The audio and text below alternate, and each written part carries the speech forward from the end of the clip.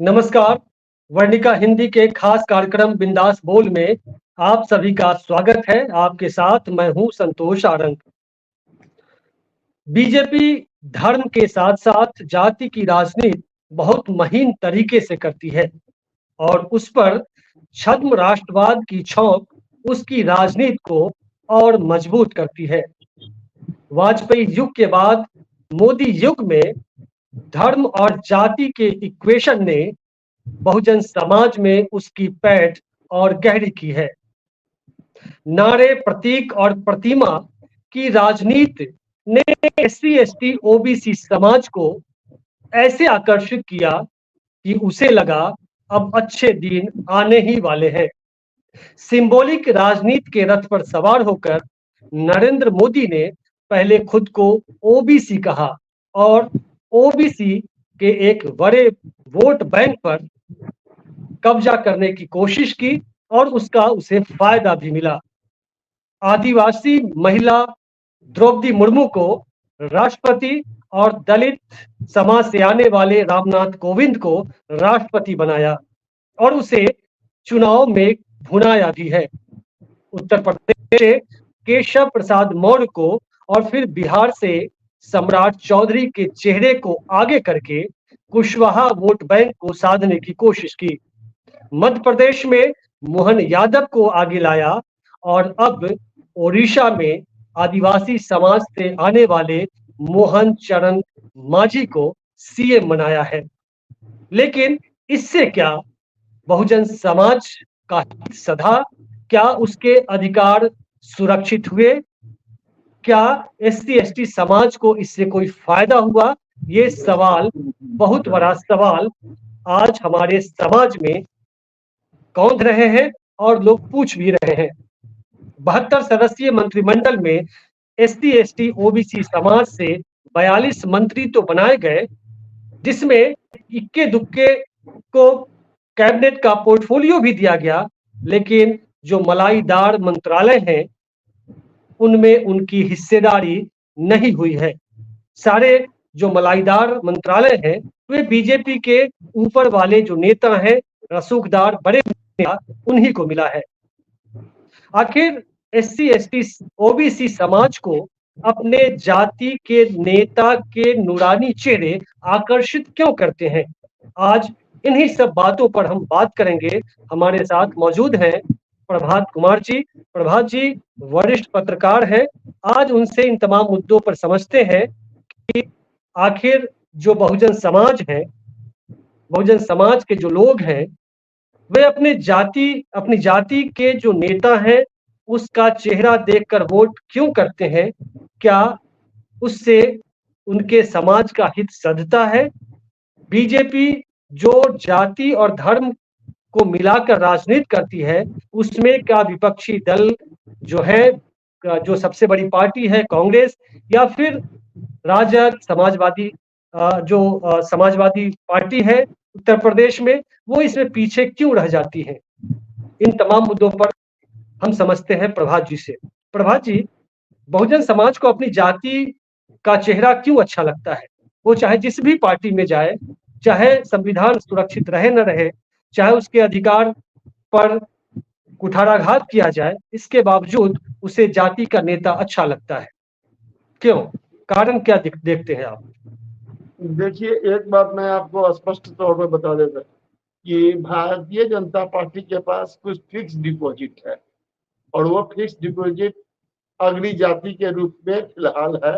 उसको कहीं से भी वह अलग नहीं देखती है, उसकी चिंता उसको बहुत ज्यादा नहीं रहती है, क्योंकि वो उसके हित के लिए सारी काम, जो भी काम होता है वो ब्राह्मणवाद उसका प्रमुख एजेंडा है और संघ उसके पीछे हुआ करता है।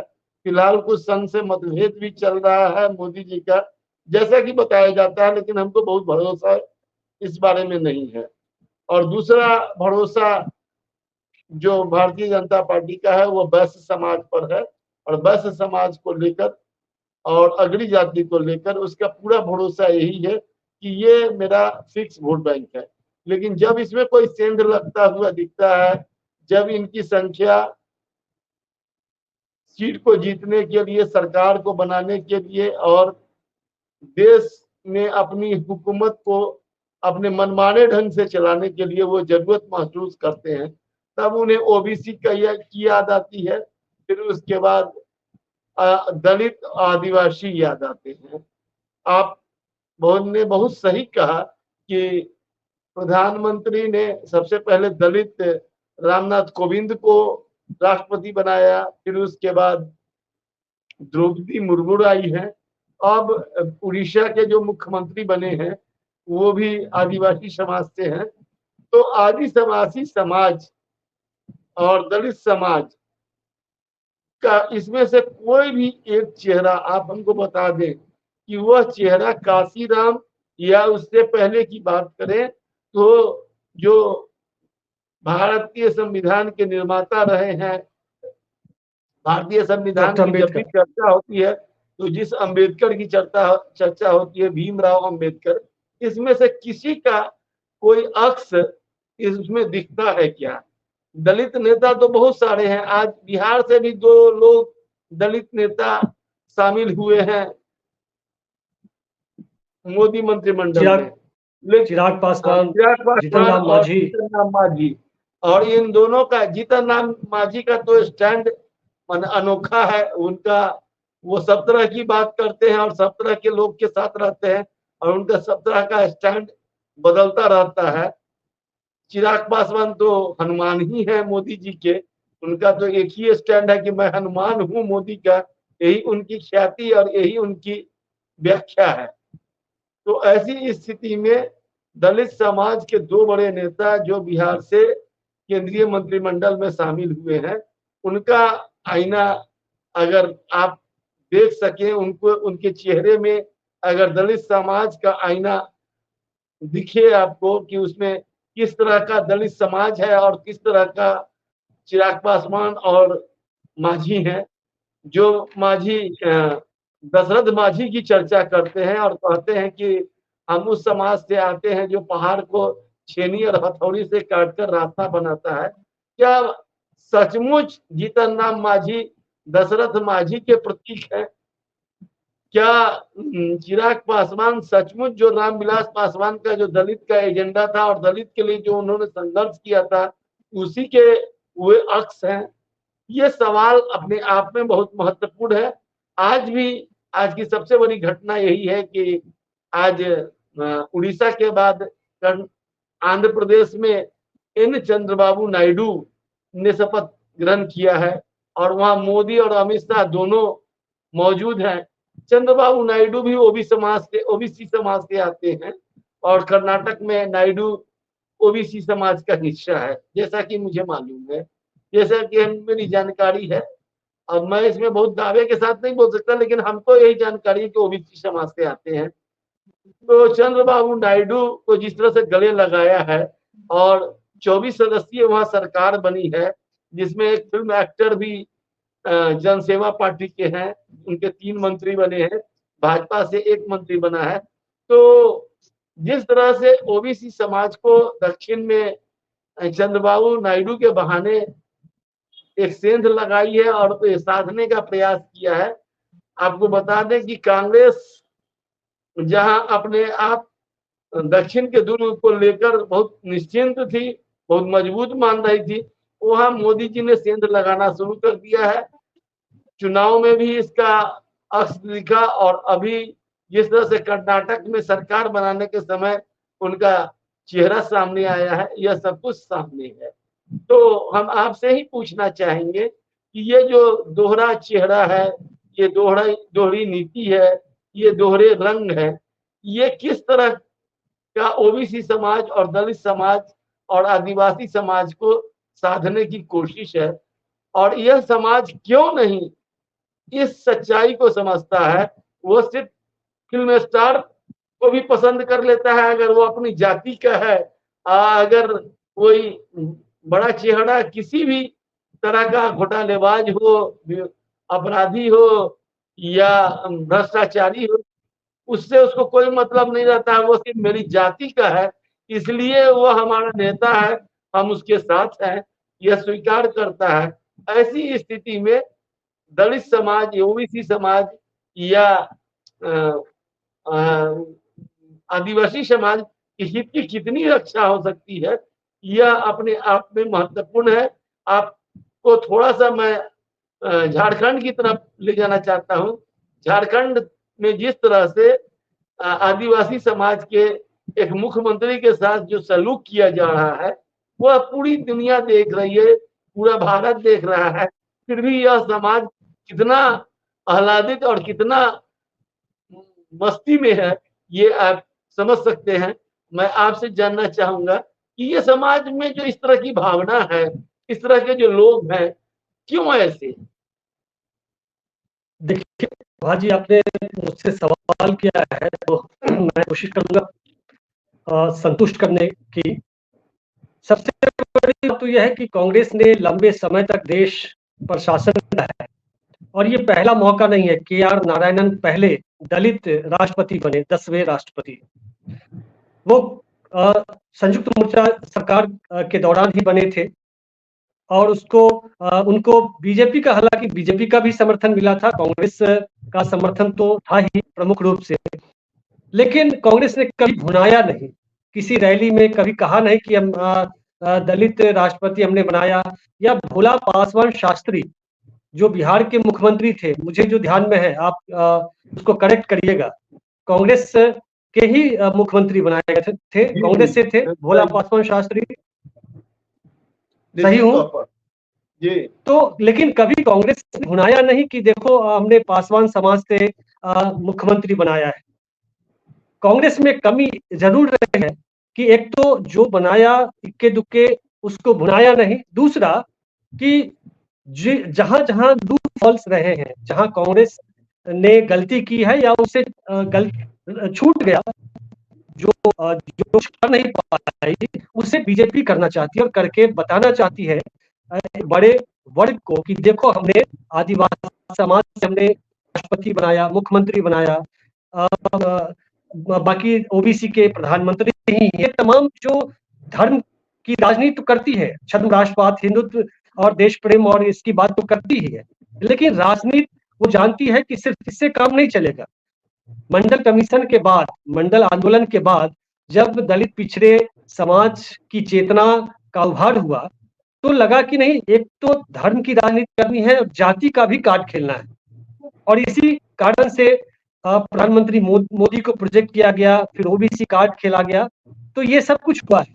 तो एक तो कांग्रेस पीछे रह गई इसमें, उसी का फायदा बीजेपी उठाती है। अब दूसरी बात है, बीजेपी को दलित पिछड़े और आदिवासी नेता चाहिए, लेकिन कैसे नेता चाहिए? वो मुखौटा चाहिए, चाहे मोहन यादव हो, केशव प्रसाद मौर्य हो, या सम्राट चौधरी हो, या रामनाथ कोविंद जी हो, द्रौपदी मुर्मू हो, या फिर अब ये मोहन चरण मांझी है। वो चाहिए कि जो हिंदुत्व का एजेंडा है, जो ब्राह्मणवाद का एजेंडा है, वो उसके हाँ में हाँ करे, उसका विरोध ना करे। आप पहले भी देखिए, इसके पहले जो मोदी के नेतृत्व में जो इसके पहले सरकार थी 14 में और 19 में बनी, इसमें बहुत सारे, पिछली सरकार में मोदी ने भी और अमित शाह से लेकर बीजेपी के नेताओं ने ये बार बार कहा कि देखिए SC ST OBC के इतने मंत्री हमने बनाए, लेकिन आप याद कीजिए कि इसी दौरान संविधान के खिलाफ बोला गया, SC ST कानून में बदलाव किया गया। इसके बाद प्रोफेसर ऑफ प्रैक्टिस हो ये जो तरह के और विधान लाए गए हैं जो तो इस तरह के जो भी चीजें आई हैं, लेकिन कभी क्या किसी के बीच क्या मुहत किया है?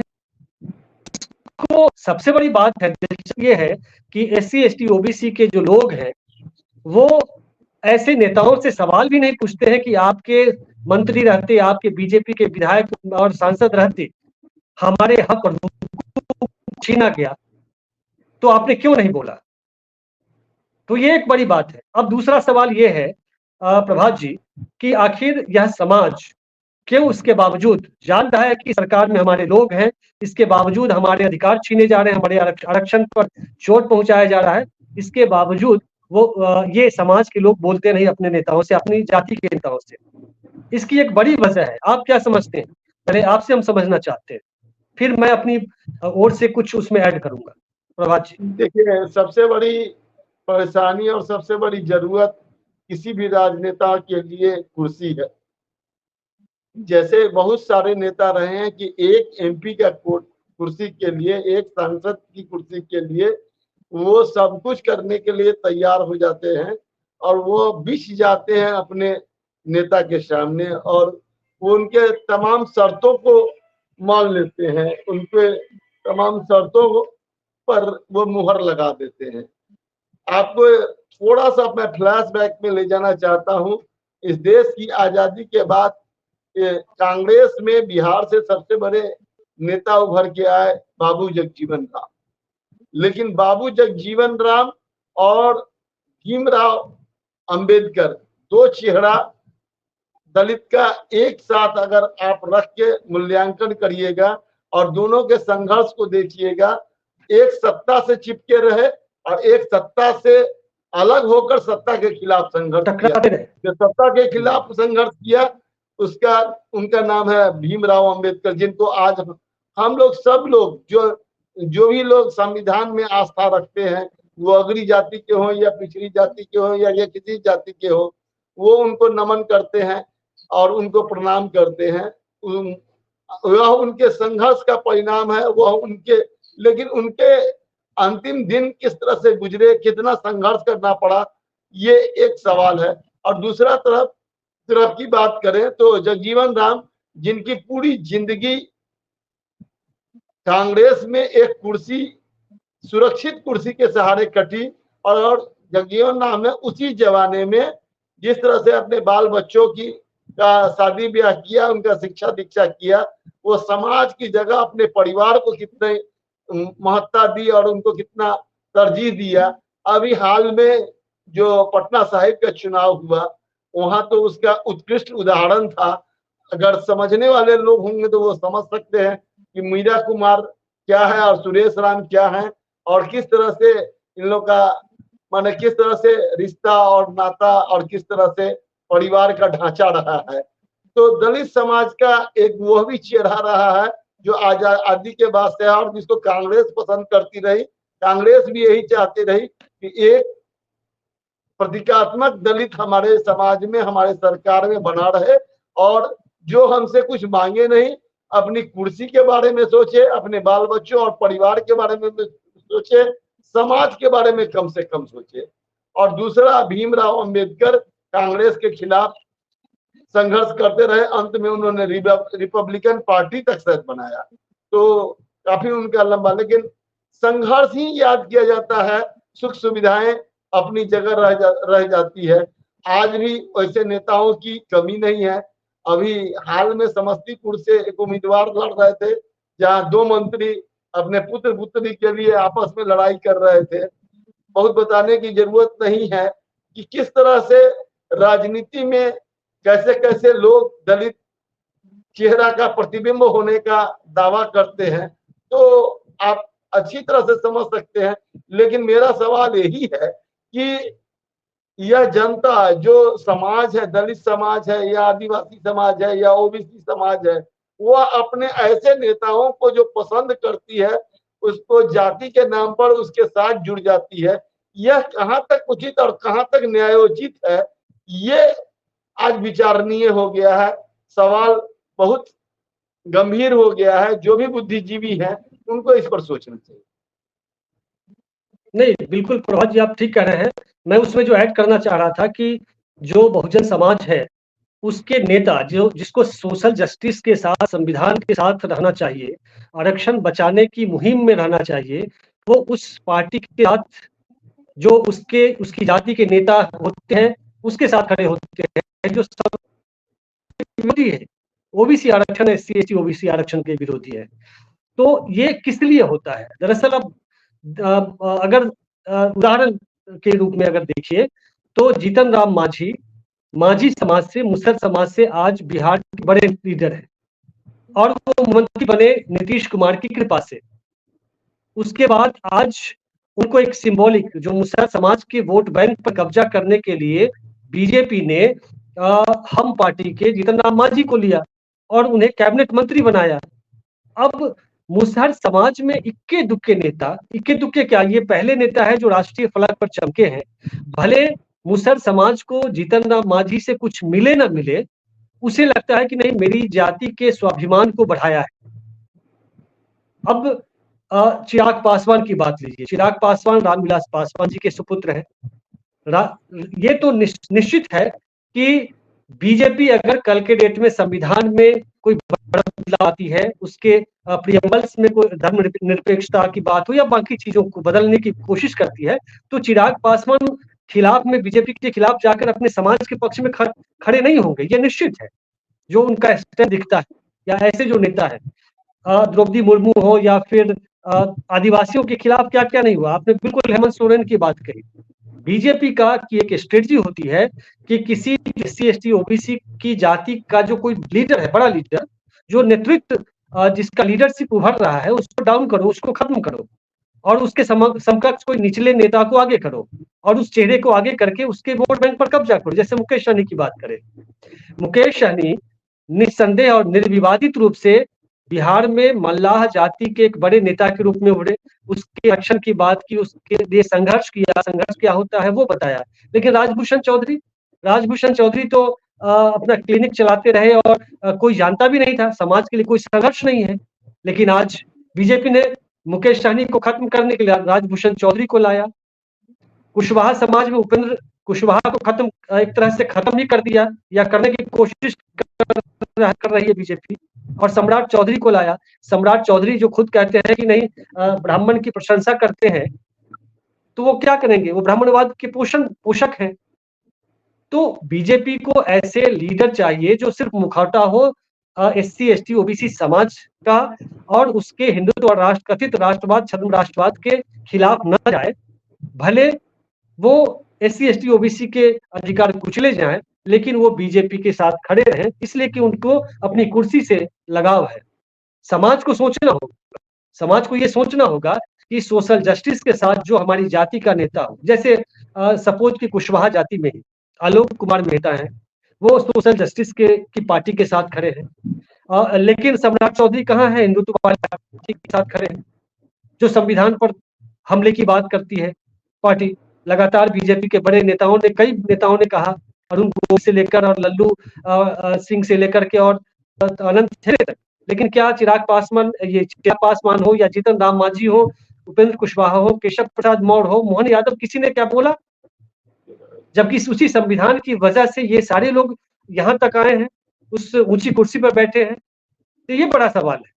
जी प्रभा जी, कुछ और जोड़ना हो तो आप जोड़िए। हम बता रहे थे कि आपको एक बात बता दें कि ये जो दोहरा चेहरा दलित, आदिवासी और ओबीसी का है, इनके नेताओं का है, ये निश्चित तौर पर बहुत खतरनाक है। और इसी खतरनाक स्थिति के कारण जो कांग्रेस हो या भाजपा हो, ऐसी सारी पार्टियां हम लोगों का इस्तेमाल करती है। हम लोगों के जो इशूज है, जो हमारी जरूरत है, जो हमारा हक है, उस पर वो कुदाल चलाती है, उस पर ट्रैक्टर चलाती है और उसको जमींदोज करना चाहती है। आपको बता दें कि दलित के एक नेता हुए थे जो भागलपुर से जीते। अभी उनका एक फोटो भी आया था जब चुनाव हो रहा था उस समय, और वो दरअसल मधेपुरा के रहने वाले हैं, किराई माझी या क्या नाम है, हमको कुछ थोड़ा सा कंफ्यूजन है। लेकिन जिनका आज भी फूस का घर है और उनके परिवार के लोग आज भी बहुत फकाकसी स्थिति में है। बताया जाता है कि जब चुनाव जीते थे उस समय ट्रेन पर उनको सीट तक नहीं मिली थी और वो नीचे जमीन फर्श पर बैठ के दिल्ली गए थे और वो शपथ लिया था उन्होंने। तो एक चेहरा दलित समाज का, दलित की लड़ाई करने वाला, वो किराई माझी भी था और जीतन राम माझी भी। तो इस एक चीज और है, कहीं ना कहीं हम लोगों ने असली चेहरा को गौन किया। हम लोग चमक दमक के साथ गए हैं, चमक दमक वाले नेताओं को जो बिसलरी पानी से नहाते रहे, हम उनको स्वीकार किए हैं। हम जो उन अंबेडकर के पुत्र प्रकाश अंबेडकर भी आज है, जो बहुत क्रूर है। चंद्रशेखर आजाद भी आज दलित के नेता हैं। काशीराम भी किसी जमाने में बहुत माने कमिटेड दलित के नेता थे, और उसी पार्टी में मायावती का भी जन्म होता है। और जिस मायावती ने आज दलित समाज की राजनीति को कहां पहुंचा दिया, और किस तरह से वो हिंदुत्व के गोद में बैठकर 2-2 बार मुख्यमंत्री बनी, ये सब कुछ आप कर रहे थे बात राजभूषण निषाद की। आपको बता दें कि जो नहीं, इसमें एक चीज राजभूषण निषाद पर आने के पहले प्रभात जी, एक सेकेंड में सिर्फ सहनी समाज की आप बात कर रहे थे राजभूषण, तो मुकेश सहनी के पहले सहनी समाज में जहां तक हमको याद है हाल के दिनों में सबसे बड़े संघर्ष करने वाले नेता जयनारायण निषाद बने, जिन्होंने अपने समाज को गोलबंद किया, और उन्होंने वंचित समाज का एक नारा भी दिया। और कई आज भी कई अति पिछड़ी जातियां, गंगौत है, कामत है, कई जिसको नीतीश कुमार आज सांसद बना रहे हैं, तो उसके पीछे कहीं ना कहीं जितना ये जयनारायण निषाद थे, जो अजय निषाद के पिता है। लेकिन यही जीता यही जयनारायण निषाद अपने पिता को एमपी बनाने का, अपने पुत्र को अजय निषाद को एमपी बनाने के लिए भाजपा के साथ हवन में कुंड में जाकर शहीद हो गए, हवन करने लगे। जिस जदयू में थे उसके खिलाफ वहां राजनीति की उस समय जिस समय उन्होंने भाजपा के साथ जब अलगाव हुआ, उस समय रहते हुए भी उन्होंने भाजपा के मोदी के प्रधानमंत्री बनाने के लिए हवन किया था, याद होगा। तो इस तरह के नेता रहे हैं और इस तरह की जनता है। ऐसे में बहुजन समाज का हित कितना माने वो अपने लक्ष्य को पा सकेगा, ये मुझे बहुत संदेहास्पद दिखता है। और ये एक बहुत चिंता का कारण है। जो अच्छे लोग हैं उसको राजनीति में कोई न तरजीह मिल रही है, न उनको सहयोग मिल रहा है, और समाज भी ऐसे लोगों को पसंद करता है जिससे क्षणिक लाभ उसको संभव दिखता है, और वो क्षणिक लाभ के लिए जो अपने कोर नेता हैं उसकी उपेक्षा करते हैं। नहीं, आपने मायावती की बात की। कुछ महीने पहले तक दलित समाज के बहुत सारे ऐसे लोग थे जो चर्चा करते थे कि इंडिया अलायंस की बात होती थी कि इंडिया अलायंस घोषित करे मायावती को प्राइम मिनिस्टर। लेकिन अभी चुनाव में आपने देखा कि जो काशीराम की विरासत है वो कहाँ रसातल में चली गई, कैसे मायावती एक तरह से बिल्कुल चुप होकर और कहां से कहां पहुंचा दिया, 0 पर आउट हो गई, एक सीट नहीं मिली। और आकाश आनंद जो कुछ लगा कि एक उभरता हुआ एक युवा नेता है जो सोशल जस्टिस की बात और दलित पिछड़ों की बात करने वाला नेता हो सकता है, उसे साइडलाइन कर दिया गया। उनके भतीजे ही थे। तो बीजेपी को चंद्रशेखर आजाद, रावण जैसे नेता नहीं चाहिए जो दलित पिछड़े आदिवासी समाज के हक हुकूक की बात करे। आकाश आनंद जैसा नेता नहीं चाहिए जो सोशल जस्टिस की बात करे। उसे मायावती जैसी नेता चाहिए जो चुपचाप उस पीछे से छद्म रूप से जो हिंदुत्व की राजनीति है उसको मदद करे।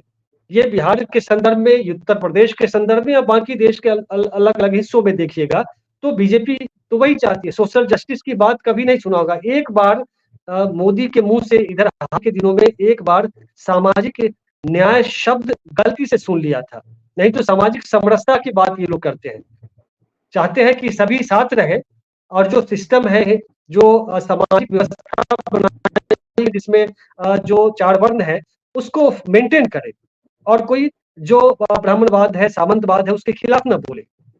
तो ये एक बड़ी बात है। लेकिन राजद जब लालू प्रसाद का उभार हुआ था तो लालू प्रसाद ने भी ऐसी कोशिश की उस समय। तो समाज से कोई महिला, मुझे नाम याद नहीं है, जिन्हें ध्यान बनाया था, क्या नाम था उनका?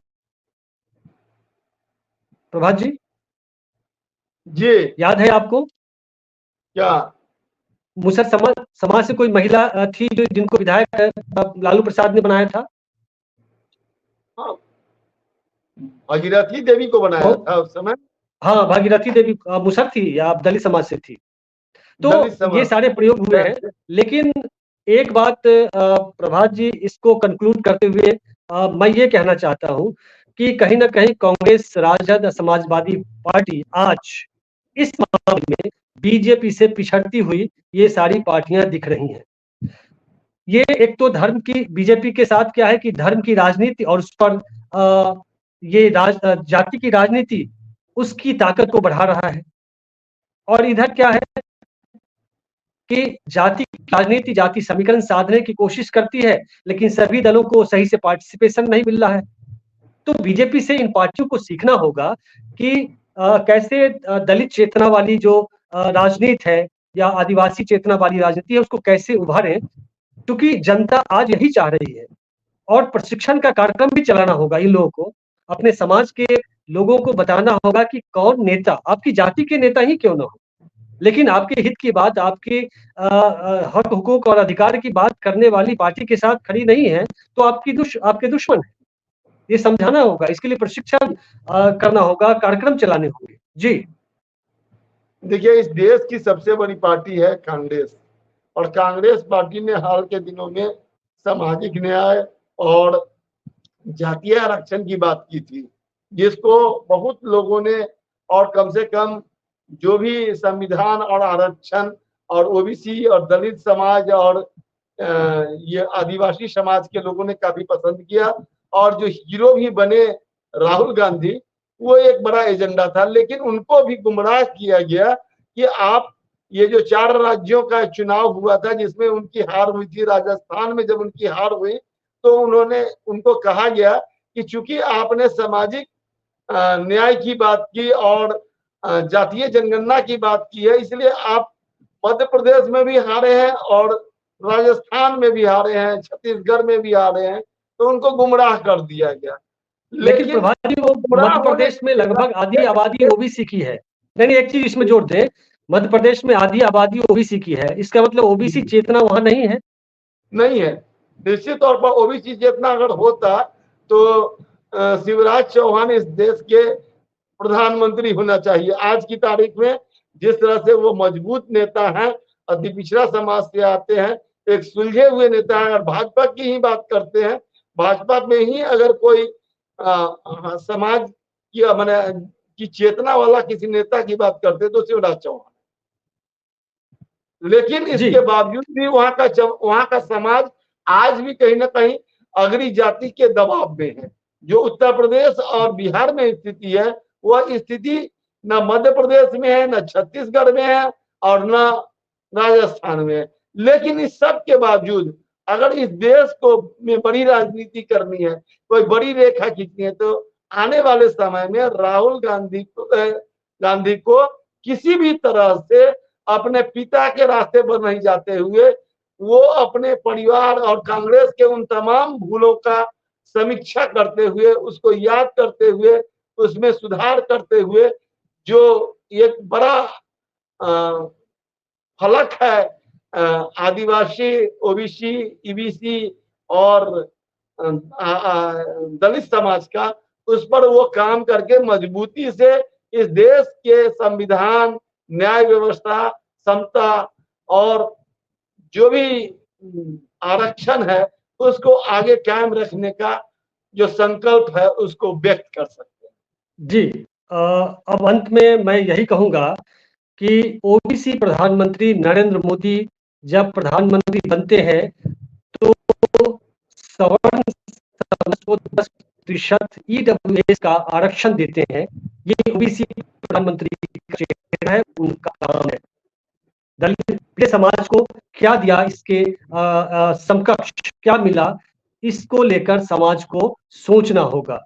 एससी एसटी ओबीसी समाज को सोचना होगा कि उसकी जाति के नेता किसके साथ खड़े हैं, जो उसके हक हुकूक अधिकार की बात कर रही पार्टी है उसके साथ, या फिर उसकी जो दुश्मन पार्टी है उसके साथ। और अपनी जाति के नेता से सवाल करना चाहिए कि जब उसके अधिकार कुचले जा रहे थे तो वे चुप क्यों थे। इस एपिसोड में बस इतना ही, मिलते हैं अगले अंक में, तब तक के लिए नमस्कार, शुक्रिया।